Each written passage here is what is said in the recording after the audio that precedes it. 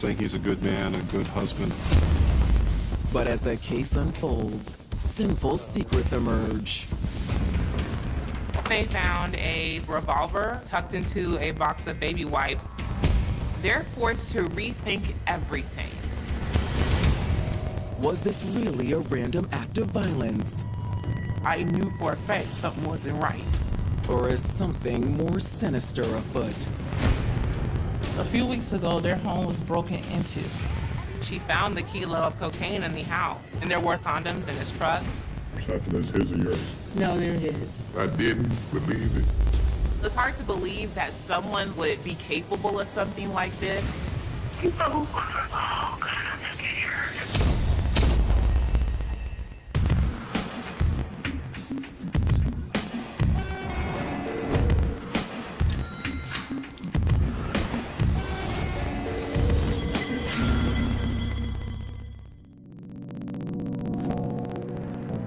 August 2006. It's a sweltering summer in Jacksonville, a bustling beach town along Florida's Atlantic coast.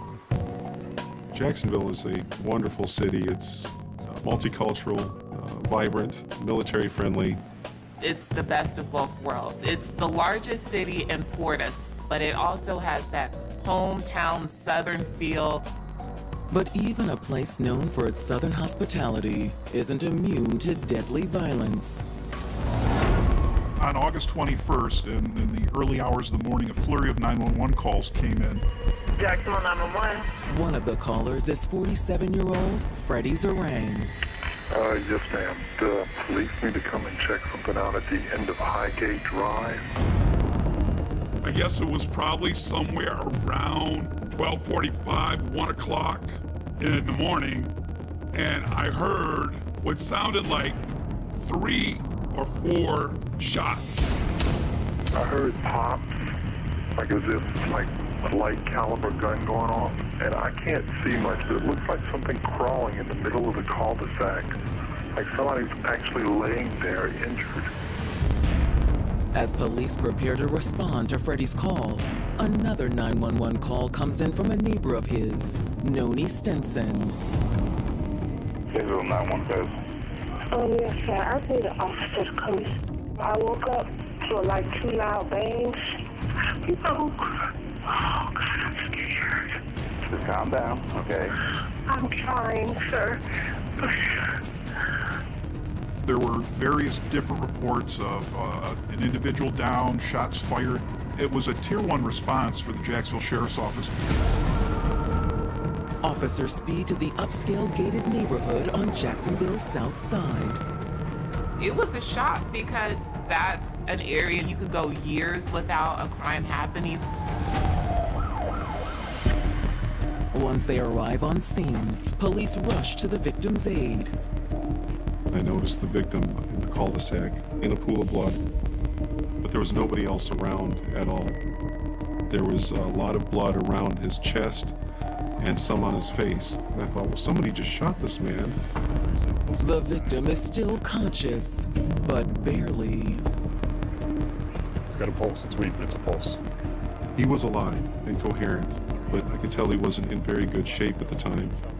He was at least able to tell the police his name, Solomon Stenson.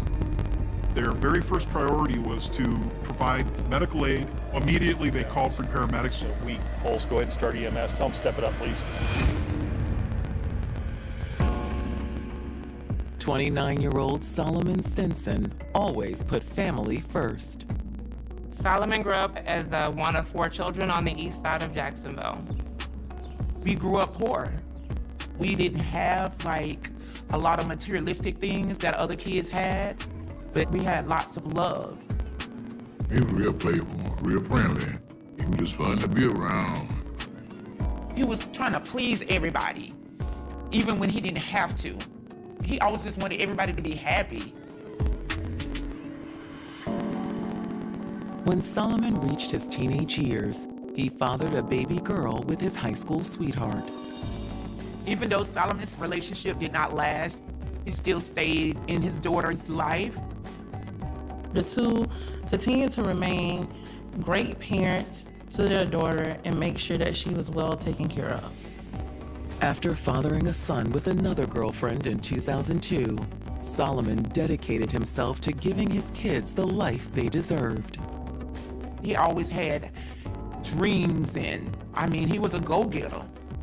Solomon became an entrepreneur where he started his own business.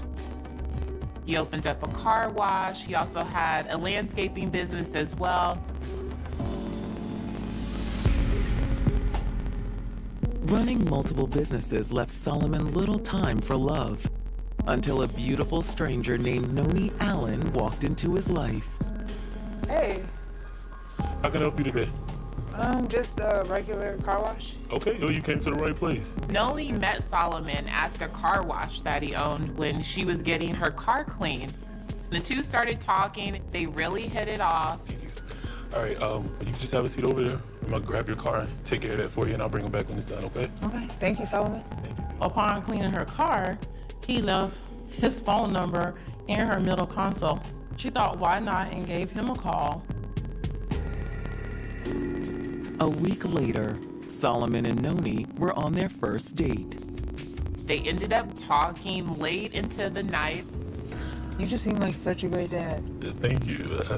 I do what I can. I get it. They really seemed to click, and they realized that they really had a lot in common. Solomon learned that Noni was a single mom in graduate school studying psychology. Between school, these kids, it never gets easy. It doesn't. Yeah. Solomon was really impressed to learn that Noni had made the dean's list every single semester and really worked hard to make sure that she provided for her child. My brother liked the fact that she was educated, she was family oriented, and she seemed like she was a go-getter like him.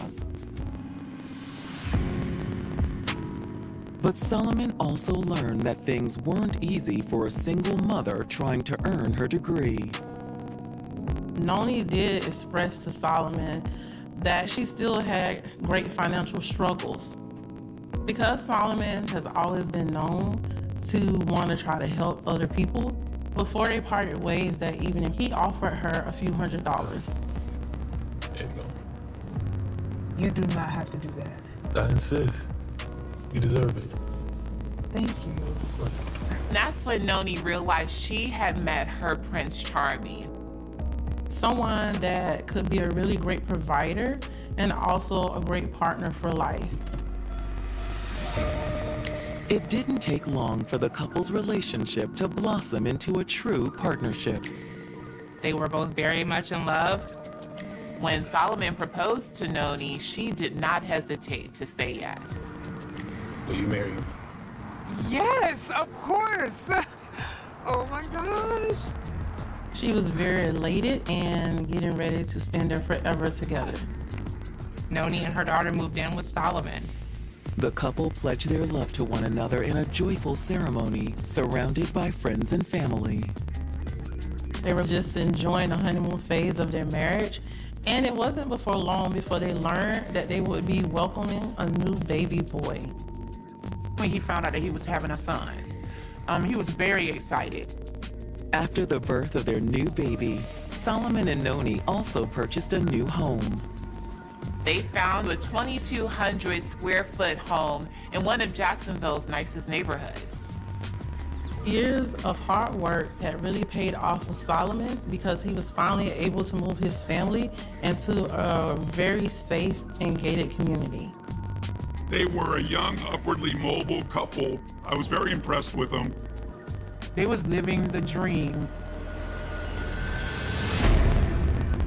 But now the Stinsons have been jolted out of their dream by the sound of gunshots in the gated community they call home.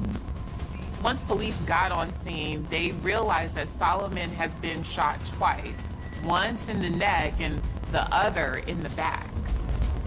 He was covered in blood. But he's still alive. Paramedics were there very quickly, and Mr. Stinson was taken to the hospital.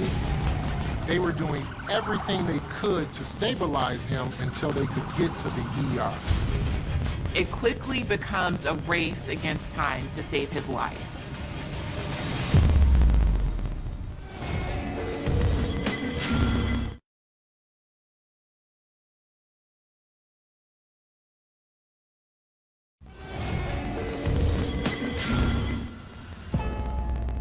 When 29-year-old Solomon Stinson met a gorgeous, hardworking single mom named Noni Allen, he knew he'd found his soulmate. They really seemed to click and to have a lot of dreams and aspirations that were very parallel. They were in love. They wanted to spend the rest of their lives together. By the summer of 2006, Solomon and Noni had gotten married, had a child, and moved into an upscale home in one of Jacksonville's nicest neighborhoods. The people of the neighborhood were all family oriented. It was just a nice community to be in. Solomon was determined to provide a good life for his growing family and willing to put in the hard work. But now, Solomon has been found lying in a pool of blood outside his home. He had been shot 2 times. He was quickly taken into an ambulance and rushed to the nearest hospital. As Solomon's life hangs in the balance, Jacksonville police speak with his traumatized wife, Noni. She was obviously distraught, as any spouse would be. Noni says when she made the call to 911 earlier, she didn't realize the gunshots she heard were directed at her husband. Oh my God, is it gonna be okay? Is it gonna be okay? We'll let you know as soon as we hear an update from the hospital. She couldn't understand who would do anything like this to him. She kept saying he's a good man, a good husband, a good father. Officers needed to calm her down before she was ready to give a statement. While officers console Noni, Jacksonville detectives arrive and begin trying to piece together what happened. Investigators immediately notice a trail of blood leading from Stinson's driveway out into the street. That was a strong indicator that the actual shooting occurred in the driveway closer to the house. Police also located a bullet fragment from a .38 caliber handgun. The fragment was laying near where Solomon's body was found. But they did not discover any shell casings. This indicated that the killer